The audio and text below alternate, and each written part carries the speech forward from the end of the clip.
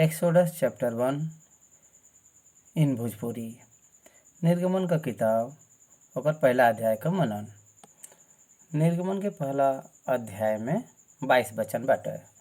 ये 22 वचन में पहले के 6 वचन में इसराइली मिस्र में पहुँचे के पश्चात यूसुफ का प्रधान पद के समय याकूब का संतान 12 लोग और उनकर संतान 70 लोग मिस्र देश में प्रवेश करना। 7वां वचन से 14वां वचन तक मिस्र में गुलामी के भयंकर दिन के देखे के मिलला। 15वां वचन से आगे का आखिरी वचन तक इसराइली लड़कन के मार डाले के आज्ञा फिरौन देत बयान। सिपरा और पुआ नाम का 2 धाई रहने, वो हिब्री दाइया रहने।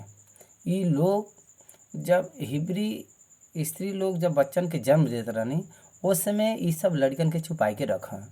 वो राजा के आज्ञा के विरोध में इसराइली लोगन को मदद करे बाइन। इसराइली परमेश्वर उनके आशीष दिले बान। ये सब विवरण यहाँ पर हमके देखे के मिली। आगे एक एक वचन का हम करब। निर्गमन का पुस्तक इसराइली इतिहास में बहुत ज़्यादा महत्वपूर्ण पुस्तक बतावल गईल बाटे। परमेश्वर का उनके गुलामी से छुटकारा दे, अपन प्रजा बनाई और एक राज्य के रूप में स्थापित करब और उनके बीच में निवास करे बदे संकल्प ले। ये प्रकार से संसार के आशीष देवे का निर्णय, ये सारी बात के ये पुस्तक में बहुत ज़्यादा अच्छा रीत से सिखाइल बाटे। उत्पत्ति का किताब और निर्गमन का किताब के बीच में बहुत बड़ा समय काल बाटे। 430 साल मिस्र के गुलामी में इब्राहिम का संतान रही हैं, ये बात बतावल गए रहल। ये घटना के बाद उस समय का अपन दास मूसा के जन्म के पश्चात के समय का वर्णन परमेश्वर यहाँ पर प्रकट करत बया। परमेश्वर का उद्धार का योजना पाप और दुष्ट का गुलामी से छुटकारा देवे बदे परमेश्वर का पुत्र यीशु आए हैं। ये लोग समझे बदे ये मिस्र का गुलामी एक नमूना के रूप में हमके देखे के मिलला। परमेश्वर का लोग गुलामी में जाए के बाद गुलामी से छुटकारा बदे परमेश्वर स्वयं अपना चुनल गयल नबी मूसा के भेजत बयान। ठीक वही प्रकार से पाप के गुलामी से छुटकारा के बदे परमेश्वर आपन एकलौता पुत्र यीशु मसीह के हमरे बदे भेजे बयान। जौने प्रकार से इसराइली लाल समुद्र पार करके सूखा भूमि पर पहुँचावल गई ना, उनकर मुख्य क्षेत्र फिरौन जौने रीति से और वो और उनकर सेना समुद्र में समा गई ना, वो सब उसी प्रकार से वही प्रकार से यीशु मसीह क्रूस पर अपने प्राण के देके शैतान के हराए दिले बयान। और वही प्रकार से यीशु मसीह क्रूस पर अपने प्राण के देके शैतान के हराए दिले बयान और अपने प्रजा के छुटकारा देके उनके स्वर्ग के राज्य में पहुँचे बदे तैयार करे बयान। ये प्रकार से ये धरती का ये प्रतीक बाटे स्वर्ग का राज्य। ये पुस्तक जौन बाटे प्रभु यीशु मसीह कौने प्रकार से अपने लोगन का छुटकारा करी हैं, ये बात के दर्शावला। निर्गमन पहला अध्याय पहला वचन, इसराइल का पुत्र का नाम जौन आप अपने घराना के लेके याकूब के साथ मिस्र देश में आ रहना। ई हवय मतलब रूबेन, सिमोन, लेवी, यहूदा, इसाकार, जबूलून, बिन्यामीन, दान, नप्ताली, गाद और आशेर। और यूसुफ तो मिस्र में पहले आ चुका रहना। याकूब क निज वंश में जे उत्पन्न भरल उ सब 70 लोग रहना। उत्पत्ति क 46 अध्याय में परमेश्वर रात में दर्शन दे के याकूब के बुलावत बान, याकूब याकूब। ए प्रकार से परमेश्वर उनके बुलावत बयान। तब याकूब कहना का आज्ञा बा प्रभु। तब परमेश्वर से उ कहत बयान, हम ही परमेश्वर कहत बान, हम ही तहरे पितरन का परमेश्वर हई। मिस्र में जाए से मत डर, वहाँ हम तहके एक महान जाति बनाई, वहाँ हम तहके महान जाति बनाई। ए प्रकार से परमेश्वर ऐसा कहे बयान। उत्पत्ति 46 अध्याय 27वां वचन में यूसुफ का पुत्र जे मिस्र में उनसे उत्पन्न भरना उ 2 प्राणी रहना। ये प्रकार से याकूब का घराना जौन प्राणी मिस्र में आ रहना उ सब मिलके 70 भरना।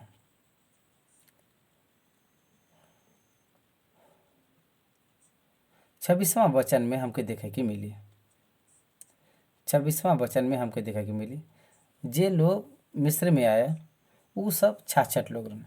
याकूब 67 और यूसुफ 68 और मनसे 69 और इब्राहिम 70। ए प्रकार से याकूब का संतान 70 लोग भइना।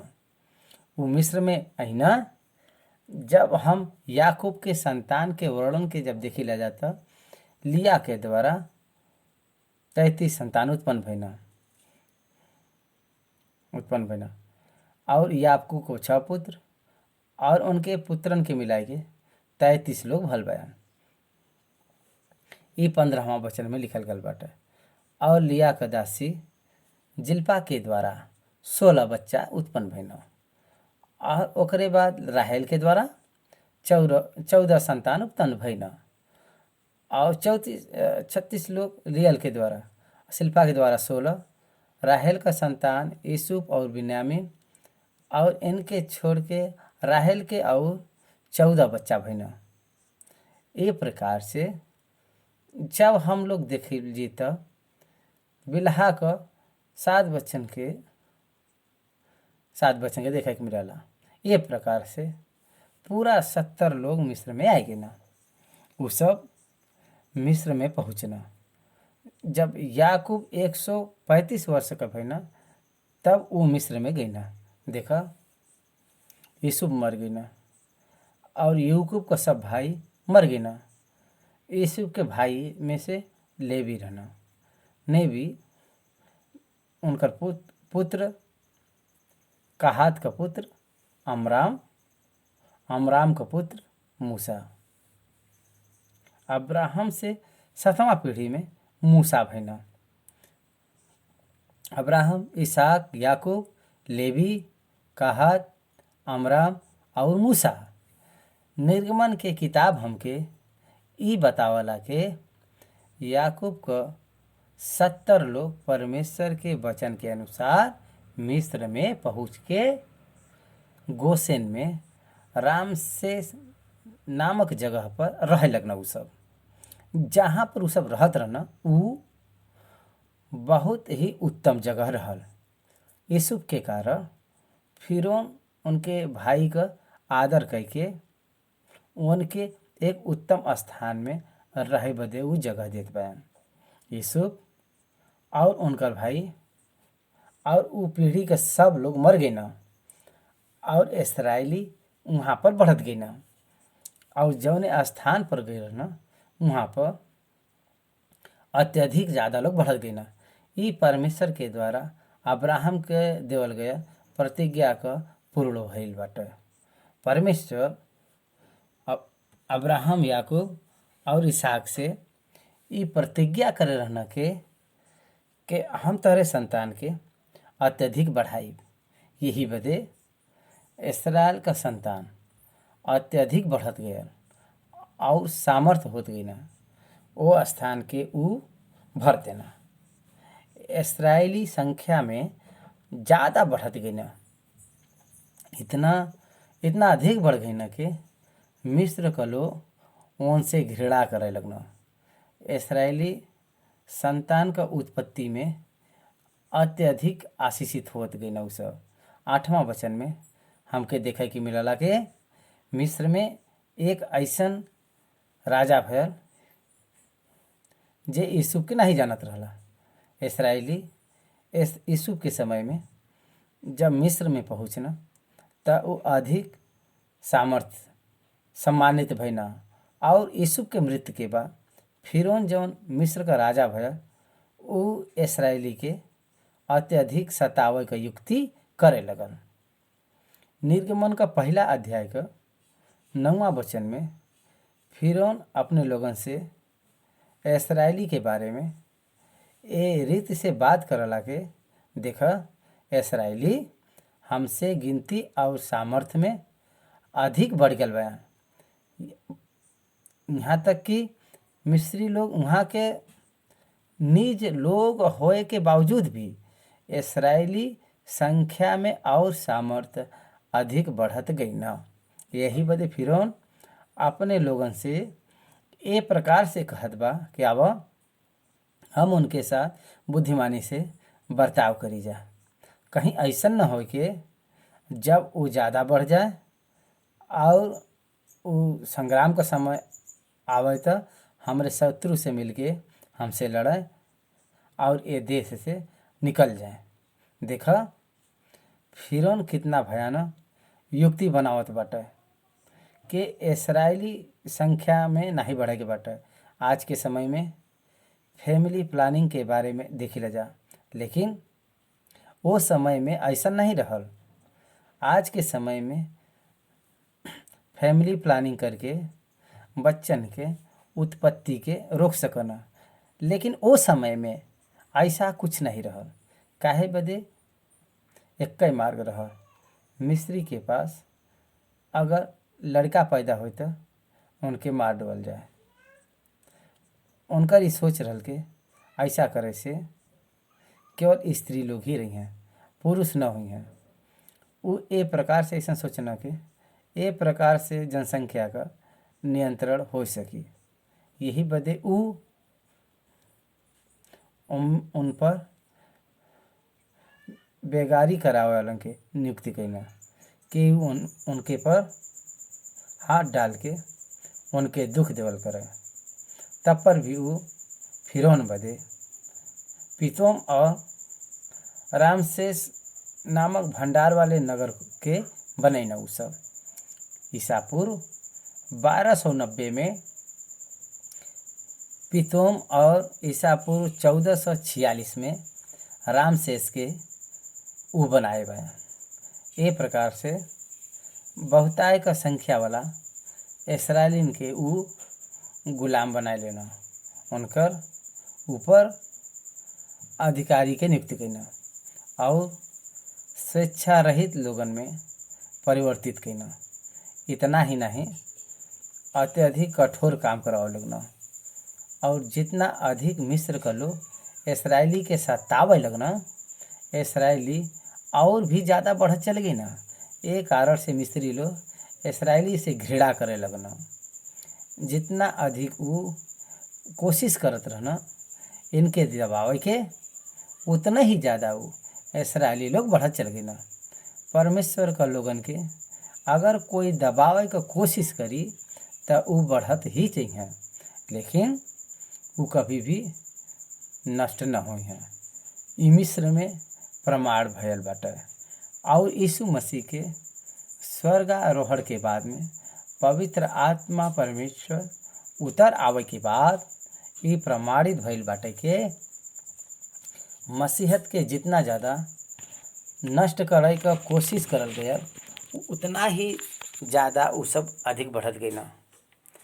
इसराइलियन के जितना दबावे का कोशिश करल गया उतना ही वो सब बढ़त गई ना। परमेश्वर के लोगन के कोई नष्ट नहीं कर सकला।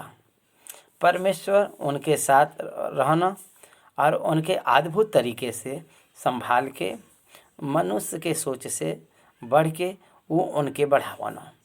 मनुष्य के सोच के द्वारा ये समझ है असंभव बाटे। परमेश्वर अपने अलौकिक सामर्थ्य के अलौकिक सामर्थ्य के वो उनके संतानन के प्रति दर्शावन। वो अपने अद्भुत सामर्थ्य के वो दिखावन। इसराइलियन से मिस्री कठिन परिश्रम लेते रहना। हर काम में वो कठिन परिश्रम लेते रहना, चाहे वो ईंट बनावे का काम हो, चाहे वो घर बनावे का काम हो, चाहे वो खेती का काम हो। वो उनके प्राण के ज़्यादा दुख देते रहना। इसराइली लोगन के प्राण के अत्यधिक दुख देते रहना। वो न्याय के भूल गए ना, मानवाधिकार के छीनल गया, गुलामी में ज़्यादा दबावत गई ना।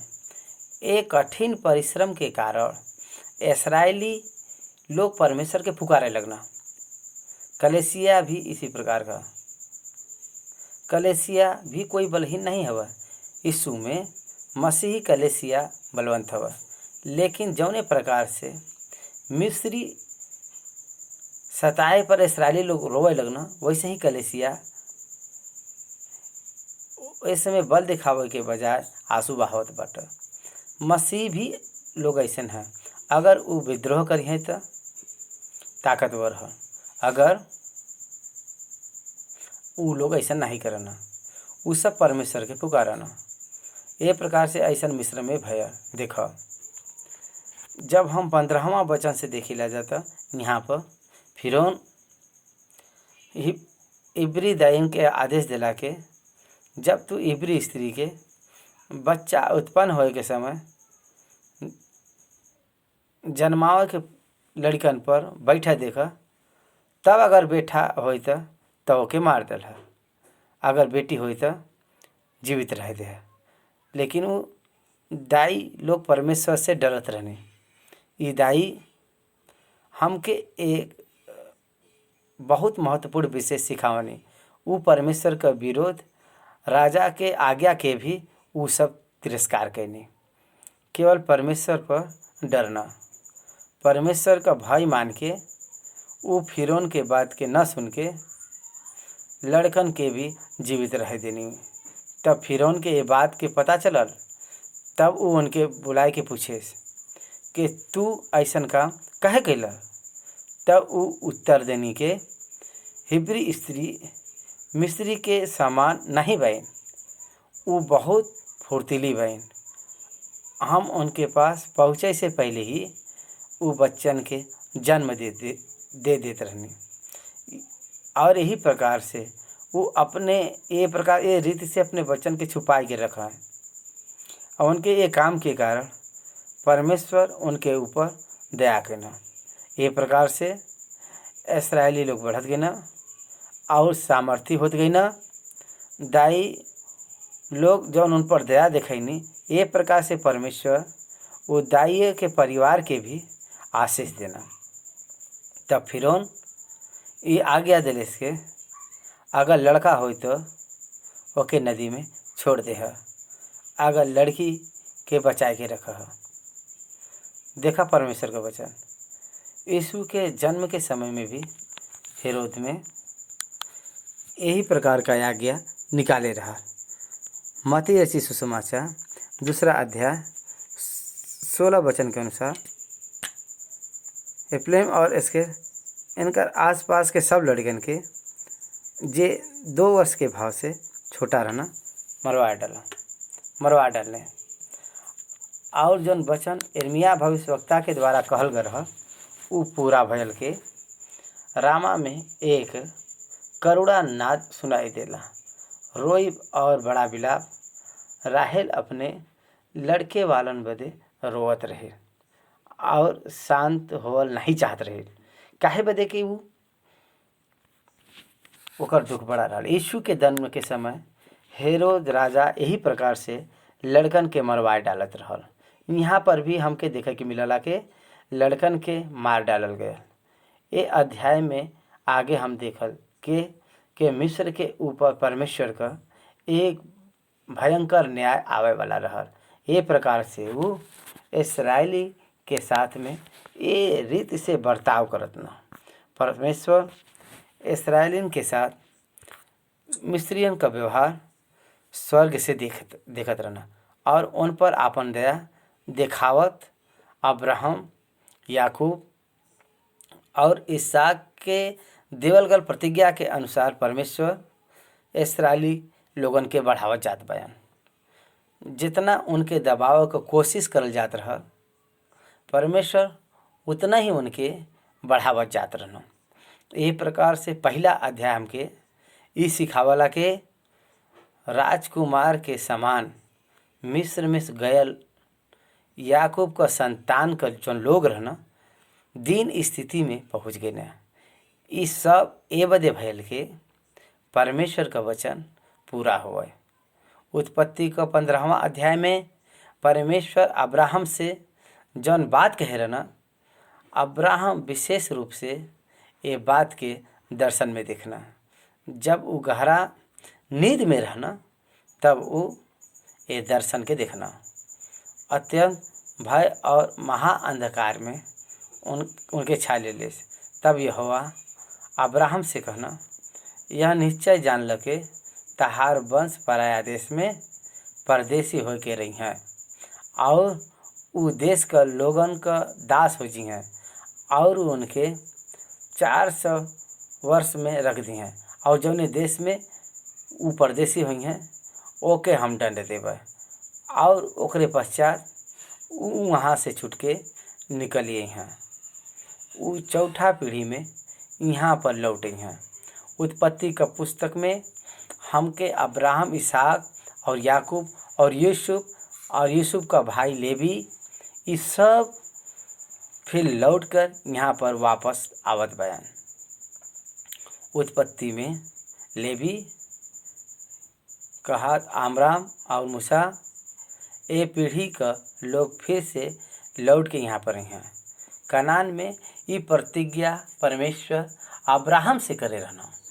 यही बदे अपन प्रतिज्ञा के अनुसार परमेश्वर उनके बंधुआई में रख के गुलामी और छुटकारा देवे वालन के आवश्यकता, आनंद और स्वेच्छा के विशेषता जौन रही उ सब समझे बदे, यही बदे उनके एक कठिन विशेषता में, यही बदे समझे बदे, ये कठिन परिश्रम बदे रह देना।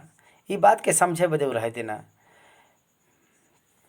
मिस्र एक भट्टी के रूप में दर्शावल गया। भट्टी जलत रहला, उनमें आग लग रहला और ऐसन परिस्थिति में वो परमेश्वर के फुकारे वाला लोगन के रूप में दिखाई देना। और ऐसन परिस्थिति में दूसरा अध्याय में मूसा के जन्म के बारे में देखे के मिलला। मूसा के कौने रीति से परमेश्वर बचाए बयान।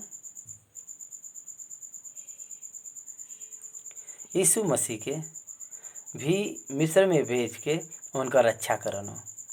वही प्रकार से मूसा भी मिस्र से निकल के आवाना। यही कारण जब मिस्र में उनका जन्म भयल, परिस्थिति कैसन रहल और परमेश्वर आपन योजना के द्वारा उनके जीवन में कैसे पूरा करना, एकरे बारे में हमके देखे के मिलला। ये प्रकार से पहला अध्याय समाप्त भइल बा यहाँ।